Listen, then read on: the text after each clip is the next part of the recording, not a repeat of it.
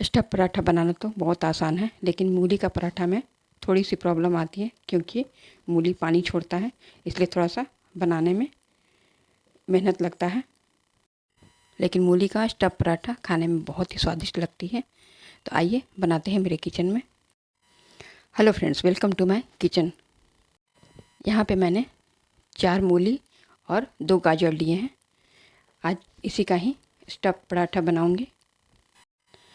इसे मैंने अच्छी तरह से साफ़ कर लिया है। अब पीलर से मूली और गाजर को अच्छी तरह से छील लेंगे। इसे अच्छी तरह से छील लेंगे मूली और गाजर को, और इसके ऊपर और नीचे के पार्ट को कट कर लेंगे। देखिए इस तरह से। अब आइए नेक्स्ट प्रोसेस की ओर चलते हैं। अब यहाँ पे देखिए मूली और गाजर को अच्छी तरह से मैंने छील लिया है। अब यहाँ पे ग्रेटर से ग्रेट कर लेंगे। देखिए इस तरह से गाजर और मूली को अच्छी तरह से ग्रेट कर लेंगे। देखिए इस तरह से गाजर को कर लिए, इसी तरह मूली को भी कर लेंगे। इस तरह से मूली या फिर सिर्फ गाजर का ही पराठा भी बना सकते हैं। मैंने यहाँ पे दोनों मिक्स करके बनाया है। ये खाने में बहुत ही स्वादिष्ट लगती है। एक बार ज़रूर ट्राई करके देखिएगा। इसमें हाफ़ टेबल स्पून नमक डालेंगे और इसे अच्छी तरह से मिक्स कर लेंगे। नमक डालने से मूली और गाजर सॉफ्ट हो जाएंगे, जिससे पराठे में भरने में आसानी होगी। अब इसे आधे घंटे के लिए ढक कर रख देंगे। अब यहाँ आटे की तैयारी कर लेते हैं। तो यहाँ पे मैंने 2 कप गेहूं का आटा लिया है और इसमें 2 टेबलस्पून बेसन मिलाया है। अब 1 टीस्पून अजवाइन को क्रश करके डालेंगे इसमें। अब इसमें 1 टीस्पून कलौंजी डालेंगे, जिसे मंगरेला भी बोलते हैं, और स्वाद अनुसार नमक डालेंगे। इसका कारण मैं आगे बताऊंगी। अब यहाँ पे 2 टेबलस्पून घी डालेंगे और इसे अच्छी तरह से मिक्स करेंगे। इसे अच्छी तरह से मिक्स करने के बाद अब नेक्स्ट प्रोसेस की ओर चलते हैं। अब मूली और गाजर को चेक कर लेते हैं। देखिए इसमें पानी छोड़ दिया है। अब इसे हाथों से दबा दबा के सभी मूली गाजर को हाथों से दबा दबा के इसका सारा पानी निकाल कर अलग बर्तन में रख लेंगे। देखिए इस तरह से मूली गाजर निचोड़ने के बाद जो पानी बचेगा उसे फेंकेंगे नहीं। इसी से मैं आटा को गूँथ लूँगी, इसीलिए मैंने नमक कम डालने के लिए बोला था। इसमें नमक रहता है, इससे ये बैलेंस हो जाएगा। अब आटे में डालकर इसे मिक्स करेंगे।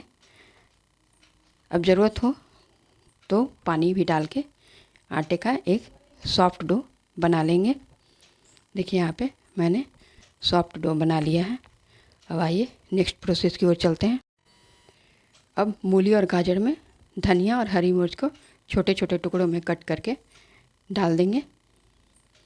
आपको मेरी वीडियो अच्छी लगे तो एक लाइक और एक शेयर कर देंगे, और जो नए हैं सब्सक्राइब कर देंगे। इसे मिक्स कर लेंगे। अब इसमें हाफ़ टी स्पून अजवाइन को क्रश करके डाल देंगे और इसे अच्छी तरह से मिक्स कर लेंगे। अब जल्दी से इसका पराठा बना लेते हैं। पराठा को भरने के लिए यहाँ पे आटे का लोई लेंगे और इसे बेल लेंगे। देखिए इस तरह से इसे बेल लेंगे। बहुत ज़्यादा नहीं बड़ा बेलना है, बस इतना ही बेल लेंगे। अब इसमें मूली और गाजर का स्टफिंग जो तैयार किए हैं उसको फिल कर लेंगे, भर लेंगे अच्छी तरह से। देखिए इस तरह से बहुत ज़्यादा नहीं भरिएगा, नहीं तो ये फटने लगेगा। जितना ज़रूरत हो उतना ही भरिएगा। अब इसे चारों तरफ से अच्छी तरह से पैक कर दीजिएगा और फिर धीरे धीरे हल्के हाथों से इसे बेलेंगे। देखिए इस तरह से इसे अच्छी तरह से बेल लीजिएगा। मूली के पराठे में थोड़ा सा फटने का चांस रहता है क्योंकि ये पानी छोड़ने लगता है, इसलिए सावधानीपूर्वक बेलें। अब इसे गर्म तवे पे डाल के पराठों को सेक लेंगे घी डाल के। इसे घी लगा कर अच्छी तरह से अलटते पलटते हुए सेक लेंगे। ये खाने में बहुत ही स्वादिष्ट लगती है गर्मा गर्म पराठे। आप धनिया पत्ता की चटनी, टमाटर की चटनी या फिर कोई भी ग्रेवी वाली सब्जी के साथ इसका लुत्फ़ उठा सकते हैं।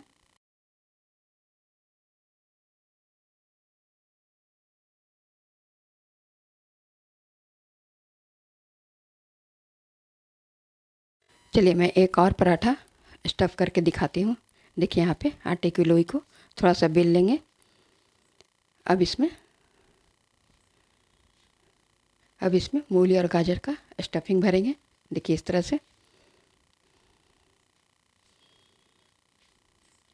से मिश्रण को डालकर दबा लीजिएगा।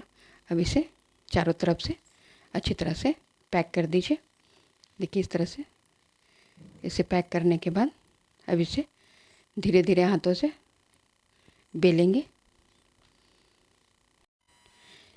इसे हल्के हाथों से ही बेलिएगा, ये फटेगा नहीं। अब इसे बेलकर और पराठे को सेक लेंगे। देखिए इस तरह से घी लगा के सेक लेंगे और गर्मा गर्म सर्व करें।